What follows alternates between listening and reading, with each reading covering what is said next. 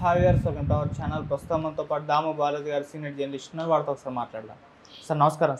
Sir, హైదరాబాద్లో కూడా టెర్రరిస్టులు ఉన్నారని చెప్పేసి ఒక వార్త వైరల్ అవుతుంది సార్. వీళ్ళకు మసూద్ అజర్ అనే ఒక టెర్రరిస్టులతో కూడా లింకులు ఉన్నట్టు కూడా చెప్తున్నారు. అంటే దీనికి సంబంధించి ఒక వీడియో కూడా వైరల్ అవుతుంది. అంటే ఆ వీడియోలో ఒక వ్యక్తి తన భార్య మసూద్ అజర్తో సంబంధం పెట్టుకుంది అని చెప్పేసి చెప్తున్నాడు.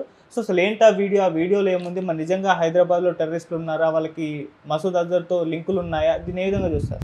మామూలుగా గత కొంతకాలం నుంచి హైదరాబాద్ కూడా టెన్స్లో ఉంది. హైదరాబాద్లో స్లీపర్ సెల్స్ ఉన్నాయి. తర్వాత లేదంటే యుద్ధం కానీ పెరిగితే హైదరాబాద్ మీద కూడా అటాక్ చేయొచ్చు అన్న ఒక వాతావరణం అయితే హైదరాబాద్లో కనబడింది. దీనికి ఒక కారణం ఏంటంటే, దేశంలో కాశ్మీర్ తప్ప ఇంకే రాష్ట్రాల్లో కూడా ముఖ్యమంత్రులు అత్యవసర సమావేశం ఏర్పాటు చేయలేదు. ఇక్కడ రేవంత్ రెడ్డి అత్యవసర సమావేశం ఏర్పాటు చేయడం, సెన్సిటివ్ ఏరియాస్ని దృష్టిలో పెట్టుకోవడం, ఇవన్నీ రేవంత్ రెడ్డి చేయడంతో దాని తర్వాత మీడియా కూడా హైదరాబాదులో అనేక డిఫెన్స్ స్థావరాలు, నేను చాలాసార్లు కూడా మన దాంట్లో చెప్పాను ఏవేవి ఉన్నాయి కూడా, అనేక డిఫెన్స్ స్థావరాలు ఉన్నాయి కాబట్టి ఇక్కడ సెన్సిటివ్ ఏరియా, ఇక్కడ అటాక్ జరిగే అవకాశం ఉంది అనేది కూడా అన్నారు. నేను చాలాసార్లు చెప్పాను కూడా, అది పాసిబుల్ అయితే కాదు. ఎందుకంటే ఫస్ట్ వార్ అనేది మనకి ఇంటర్నేషనల్ బార్డర్కి దగ్గరున్న ప్రాంతాల్లోనే ఉంటుంది. పాకిస్తాన్కి మనకి ఇంటర్నేషనల్ బార్డర్ 3323 కిలోమీటర్లు ఉంటుంది. అక్కడ బార్డర్ స్టేట్స్ ఏవైతే ఉన్నాయో, రాజస్థాన్ కానీ, గుజరాత్ కానీ, పంజాబ్ కానీ, జమ్మూ కాశ్మీర్ కానీ, ఆ ప్రాంతాల్లో ప్రధానంగా యుద్ధం ఉంటుంది.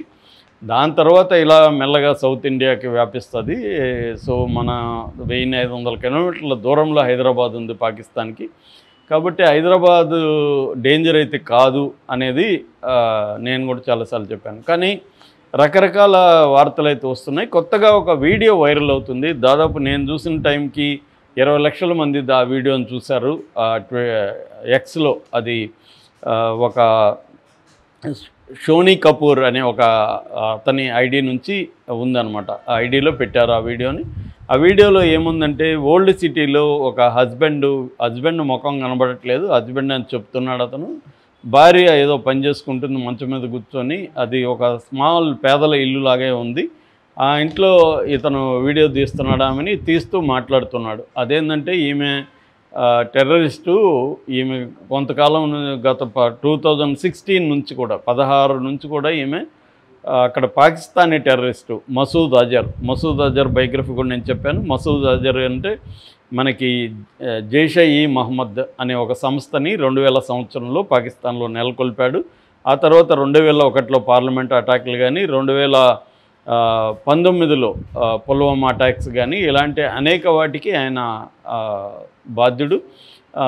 ఆయన మన దేశం జైల్లో 1994లో అరెస్ట్ అయ్యి 99లో మనం కాఠ్మండు నుంచి ఢిల్లీకి వస్తున్న విమానాన్ని హైజాక్ చేయించి కాందహార్కి తీసుకెళ్ళి ఆయన విడిపించుకున్నారు. సో ఆ తర్వాత ఆయన వెళ్ళిన తర్వాత ఈ జైష్-ఇ-మొహమ్మద్ అనే ఒక సంస్థ పెట్టాడు. అంటే ఇండియాలో టెర్రరిజానికి ప్రధాన కారణం 2 సంస్థలు పాకిస్తాన్లో ఉంటాయి. ఈ 2 కూడా, ఒకటేమో లష్కర్-ఇ-తోయిబా, రెండోదేమో జైష్-ఇ-మొహమ్మద్. ఈ జైష్-ఇ-మొహమ్మద్ సంస్థ ఫౌండరే ఈ మసూద్ అజర్.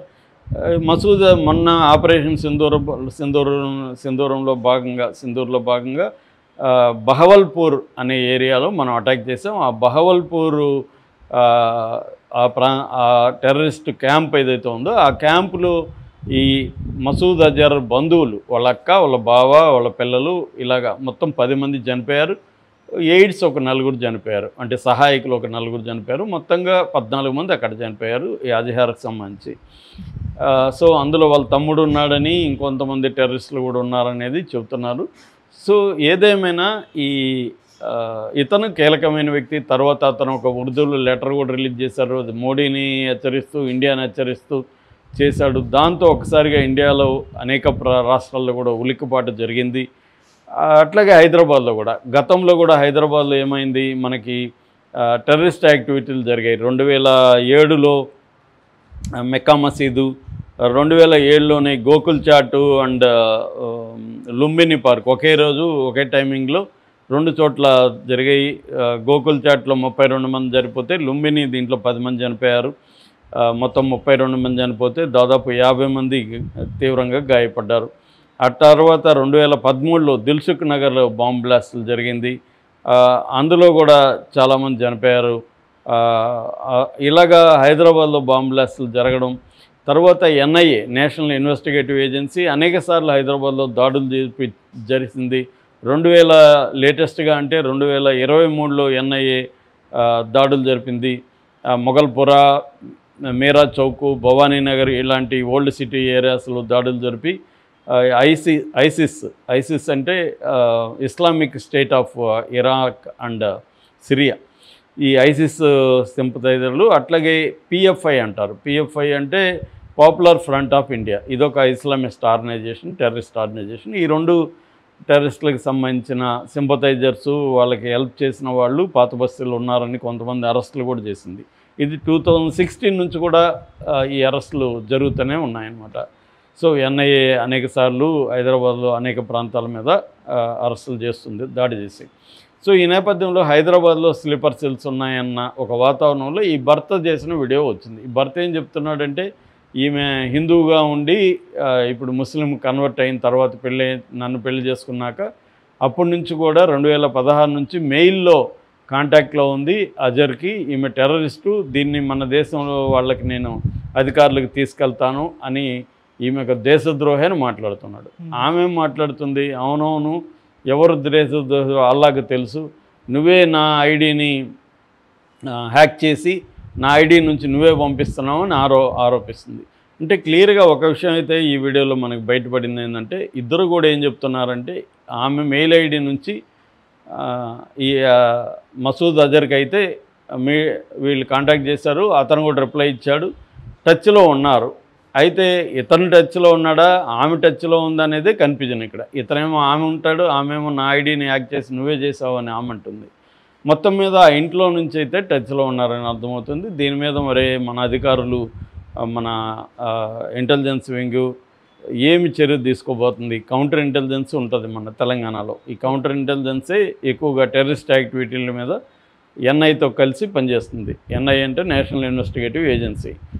దేశంలో టెర్రరిస్ట్ యాక్టివిటీలు కానీ, మావోయిస్ట్ యాక్టివిటీలు కానీ వీటి మీద ప్రధానంగా పనిచేసే సంస్థ ఎన్ఐఏ. ఇక్కడేమో కౌంటర్ ఇంటెలిజెన్స్ సంస్థ. ఈ రెండు కలిసి పనిచేస్తున్నాయి. మరి ఇప్పుడు ఈ వీడియో మీద చర్య తీసుకుంటారా లేదా అనేది చూడాలి. ఎందుకంటే ఇది కొంత ఆందోళన కలిగించే విషయమే. ఆల్రెడీ అతను బెదిరించున్నాడు మసూద్ అజర్. ఖచ్చితంగా అతను, ఎందుకంటే చాలా ఆవేదన కూడా చెందాడు. నా ప్రియమైన కుటుంబం చనిపోయింది, నేను కూడా చనిపోయింటే బాగుండు అనిపిస్తుంది, ఇంత బాధ ఉండదు నాకు అని కూడా మాట్లాడాడు. సో అంటే అతనికి చాలా ఆవేదన, కోపము, బాధ అన్నీ ఉన్నాయి కాబట్టి ఖచ్చితంగా ఇండియా మీద పగ తీర్చుకునే అవకాశం అయితే ఉంది. ఇండియాలో సెన్సిటివ్ ఏరియాస్లో హైదరాబాద్ కూడా ఒకటి. ఇక్కడ ఓల్డ్ సిటీస్ ఉండడం, ఓల్డ్ సిటీలో పేదరికం ఇంకోటి కారణాలు కావడం, ముస్లిం యూత్ని వాళ్ళు ఐసిస్లోకి ఇంకో దగ్గరికి తీసుకెళ్ళడం, ఇటువంటివి ఉన్నాయి. అయితే దీన్ని మన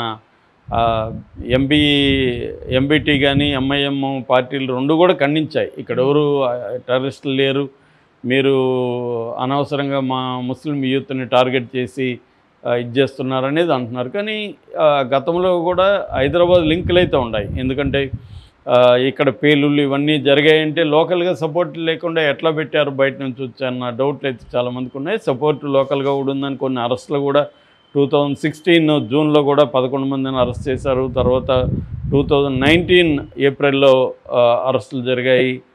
తర్వాత మార్చి 21లో కూడా కొన్ని దాదాపు 20-30 లొకేషన్లలో సెర్చ్లు అవన్నీ జరిగాయి. కాబట్టి టెర్రరిస్ట్ యాక్టివిటీస్కి హైదరాబాద్కి లింక్ అయితే ఉంది. ఇప్పుడు ఈ వీడియో రావడంతో డైరెక్ట్గా ఒక ఫ్యామిలీ మెయిల్, మరి భర్త చేస్తున్నాడా భార్య చేస్తున్నాడా తెలియదు క్లియర్గా, కానీ వాళ్ళిద్దరికి కూడా ఒప్పుకున్నారు. ఆమె నేను చేయట్లేదు అని అనలేదు, నా ఐడి నుంచి నువ్వు చేసావు అంటుంది. సో అంటే జరిగినట్టే కదా. ఆమె ఐడి నుంచి అయితే మసూద్ అజర్, మౌలానా అజర్ మసూద్ అని చెప్తున్నారు వాళ్ళు. సో ఈ మౌలానా మసూద్ అజర్ని కాంటాక్ట్ చేయడం మాత్రం జరిగి ఉంటే మాత్రం డేంజరస్. వాళ్ళని మరి విచారిస్తారా, దీని నుంచి ఈ వీడియో నిజమేనా లేకపోతే